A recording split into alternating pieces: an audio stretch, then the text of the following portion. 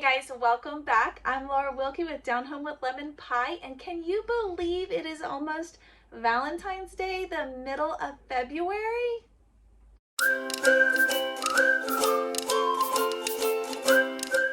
Alright guys, welcome back. If you're brand new to my channel, I'm so glad you're here. I am a Christian stay-at-home homeschool mama. I have 7 little ones. They range in age from just 1 year old all the way up to 12 years old. I do have a set of twins thrown in the mix, so we keep it fun. All right, so let's talk about Valentine's Day. My husband actually gets kind of a break on this day because neither myself or him really care much for Valentine's Day.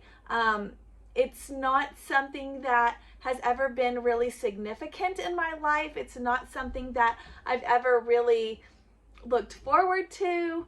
I don't know. I know I'm not alone on this. I feel like it's very much a worldly holiday that it focuses very much on self. Even though you're getting things for others, I feel like the focus is still, who's my Valentine? Who's gonna get me something? I feel like that's just the whole thing. I feel like it is just very materialistic. The world raises all the prices. It costs $50 to for one person to go out to a restaurant with your spouse, so you're looking at $100 meal to say I love you. It just is crazy. It's nothing that my husband or I have ever really been into, I guess. The ridiculous prices. Have you ever noticed that flower prices increase right around Valentine's Day? And you know, what would cost $12 is $24, or you know, even more than that. It's just ridiculous. It's not something that I've ever really had a thing for. But all that being said, I do want to acknowledge it because for a long time I really just kind of didn't care much for it. My husband didn't either. We would probably do something simple at home, but we really didn't care much for the holiday as it goes. But then I started learning about the history of the holiday. Saint Valentine, we got a book about Saint Valentine to read to the children. This one here, so well done. I absolutely love learning about the historical side of it.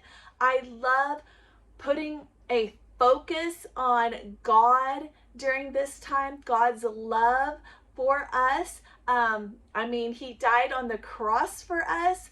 I love putting a focus on all of that, teaching our children God's love, which we do all the time, all year long, but making it a focal point during Valentine's Day instead of like a romantic love. I feel like, I don't know, when I was a kid, like in junior high or high school, there was such a focus on romanticism, like with boyfriends, having a boyfriend. You know, you had to have a boyfriend, boys had to have girlfriends. There was this big focus on it, and I feel like that focus was not age appropriate. And so every Valentine's Day, it was like a tense time because you didn't know if you were going to get something. Number one, you probably wanted to get something, like some little boy to bring you flowers to school or whatever. But at the same time, it was incredibly embarrassing when they did. So if they didn't, you felt completely let down, like nobody loves me. And if they did, then you felt incredibly embarrassed in front of all of your friends and all of theirs. So it was like a no-win situation. And that is not something that I wanted to encourage in our children. We actually have a no dating policy in our home. We actually will not be doing dating in the traditional sense. We are going, actually it's in the modern sense, we're actually going to take a traditional approach to that, and I'll talk about that later. But we do not encourage boyfriends or any of that. We understand our kids may have crushes at this time, but we don't encourage it as far as you know, making them something or having them over or things like that. When we do dating, we will be doing like group dates or having them to our house, that kind of stuff, more of the traditional courting. And like I said, this video is not really about that, but one thing I do want to focus on is purity. And I feel like that is something that was completely lost in that age range, in those teen years, because you have so many focals on you have to have a boyfriend and you're just not age appropriate. You're just not ready for that age-wise, all the things that come along with that. So in our home, when we celebrate family, or Valentine's Day, we celebrate family. We celebrate a love in our home, a love for God and a God's love for us, and we celebrate purity. So I want to focus on all of that. I know that a lot of kids, they make the little boxes and they make the Valentines for all of their friends, and I love that idea. We haven't ever really done it too many times. However, I do not like that all of the Valentines sound romantic. Even the ones you buy in the store, they talk about like, you know, I'm head over heels for you and all this stuff. It's so romantic.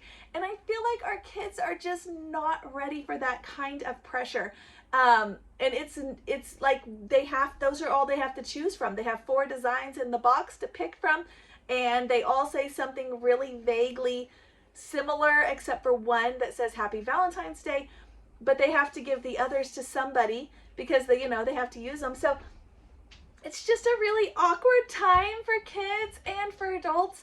I feel awkward writing my kid's name on something that says, they're so much in love with this person or whatever. I don't like it at all.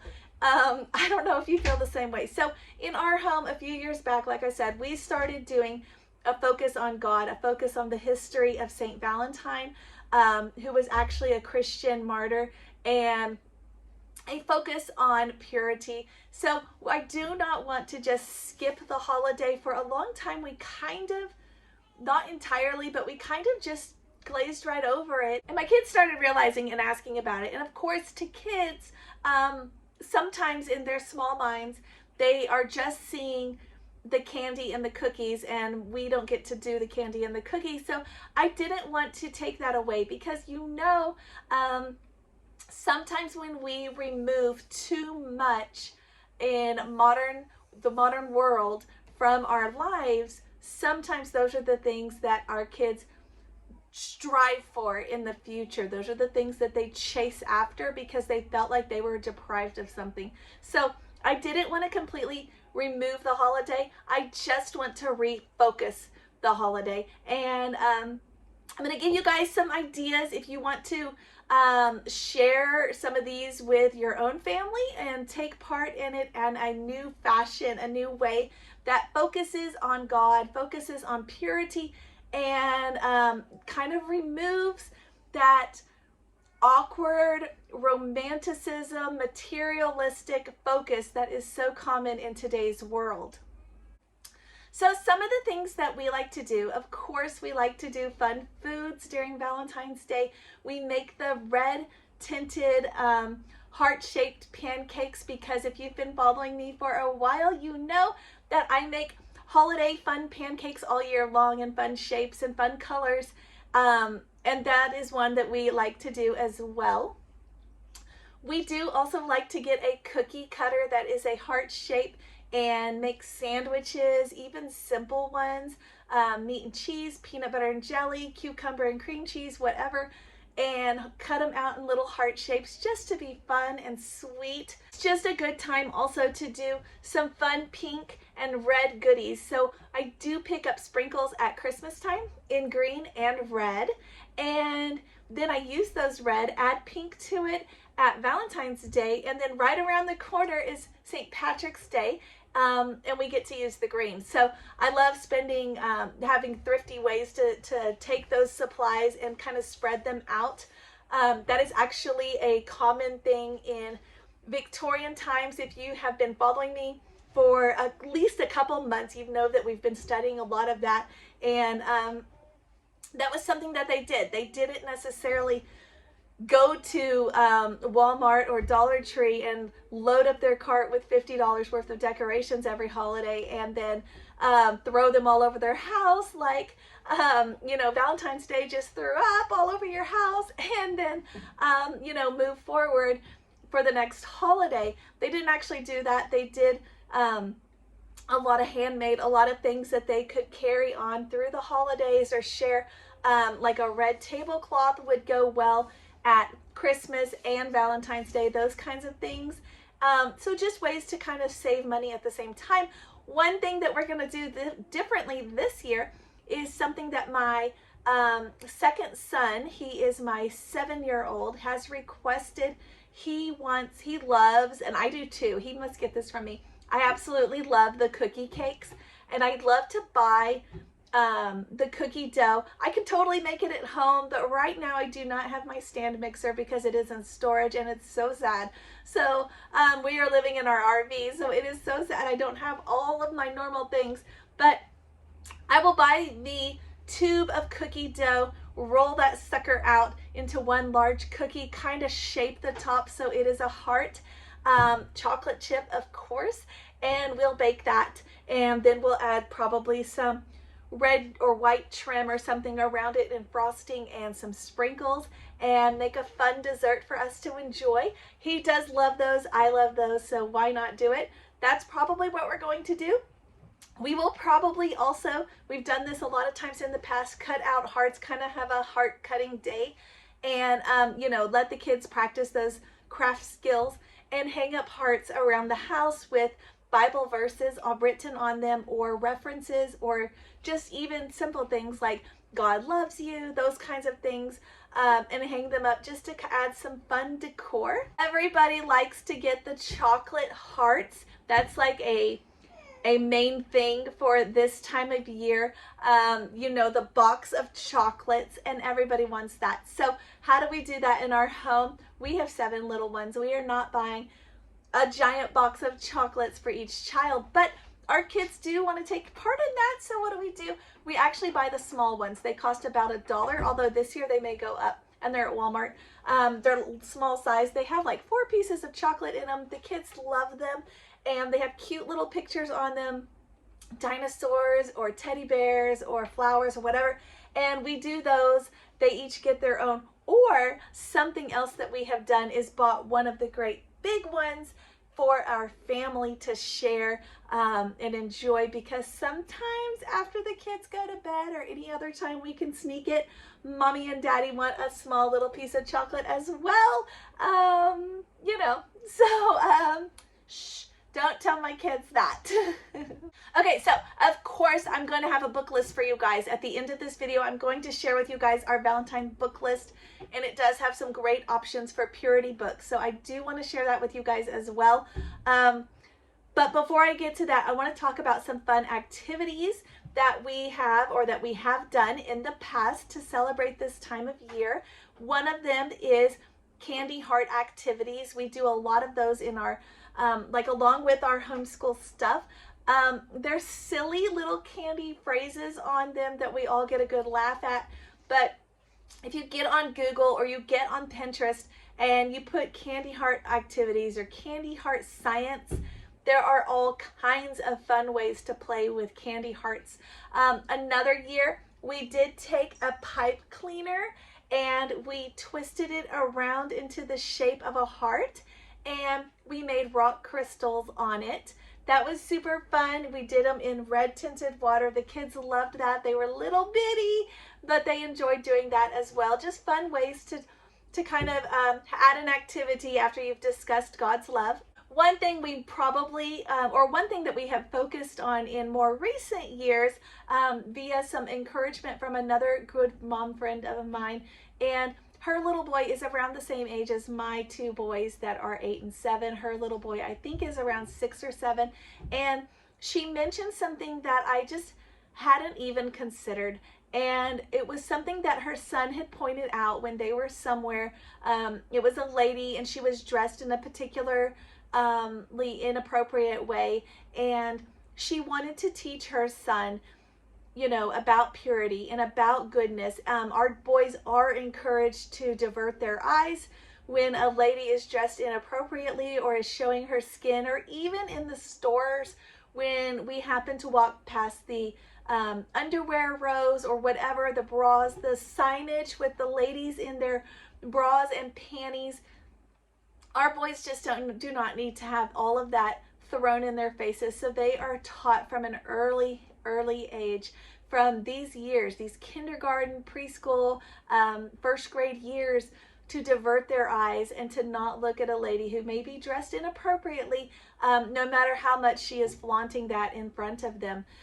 We also, like I said, from another mom friend, she told me that when she sees those kinds of things, she tells her little boy, this is not the kind of girl that you would want, that God would want you to marry, or that I would want you to marry. This isn't the kind of person that you should be looking to be your wife.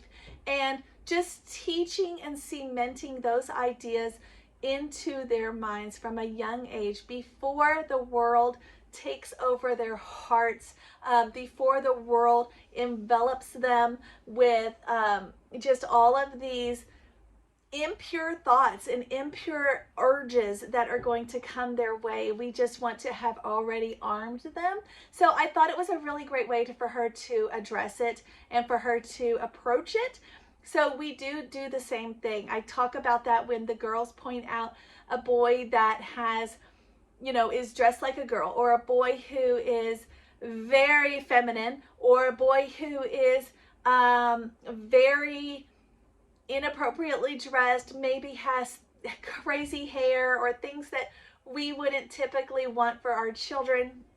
I can't really, you know what I'm talking about when you see it though, but those kinds of things. And even when the girls say, oh my gosh, look at that, we follow that up with, you're right.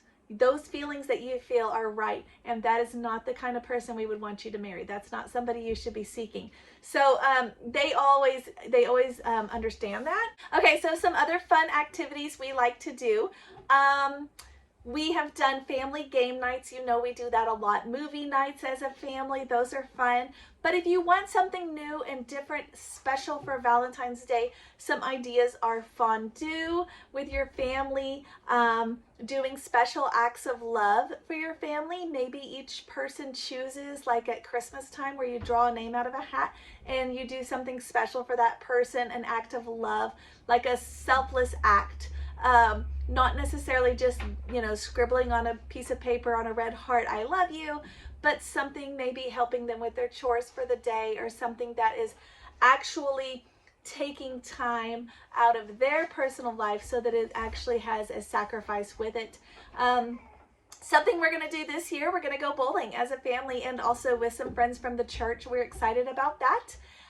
It'll be a fun thing, and it may end up being a tradition. We'll see, but something that's different that we don't do all the time. So this is my Victorian Celebrations book. It goes through all of the months of the year, helping you guys to have beautiful family traditions. It focuses on family. It is a fantastic book. I highly recommend it. I'll show it to you guys again. It is by Sarah Van Brethnock, I am pretty sure is how you pronounce it. And there's a couple different covers of it, but she had an adorable idea in here, so I'm going to share it with you guys. And her idea in this book was to do a doll's tea party. And you know the foil wrapped little bits of chocolate that are itty bitty, and you get them in a big bag. To have those at the tea party for the little dolls, such a cute way for little ones, even little boys, to have their teddy bears or their dolls or their stuffed animals, to join them and have a fun activity for your little ones. All right, so let's get to this book list for Valentine's Day. I know you guys are waiting. I will link below another book list video where I did some books in the past about Valentine's Day. I'm going to share with you guys some today that are specifically about purity and helping your girls to stay pure during these times in their lives, and helping your boys to guard their hearts against temptation and impure thoughts. So You may be familiar with these already. They are two of my absolute all-time favorite books for kids, specifically on this topic. The first one is The Princess and the Kiss, and it is so good, guys. It is so good. You got to read this book to your little girls all the time. If nothing else, definitely read it every Valentine's Day this time of year. It is so good, guys. And this is just a good time to kind of focus on that. So that is that one. There is one that goes, there are companion books that go with each of these. I'll show you here, and you can get those as well. The next one is Squire and the Scroll. These are part of kind of like a series, so they are both just as good as the other. And again, helping your boys to guard their hearts against impure thoughts and temptation. Why wouldn't you want that for your boys? Why wouldn't you? In this world, teaching your girls how to be pure in an impure world, teaching your boys how to be pure in an impure world. Why would you not want that?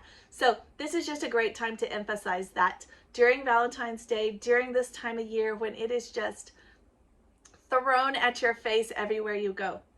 Okay, some of the other books that we really like at Valentine's Day, the God Gave Us series, any of these in this series are really, really good, but there are ones specific to families, about like your family, how your family is. There's some specific about welcoming a new baby, and there are different ones for the holidays. So find the ones that fit for your family specifically. They're all good. You really can't go wrong. They're all good. So any of them that you pick will be great.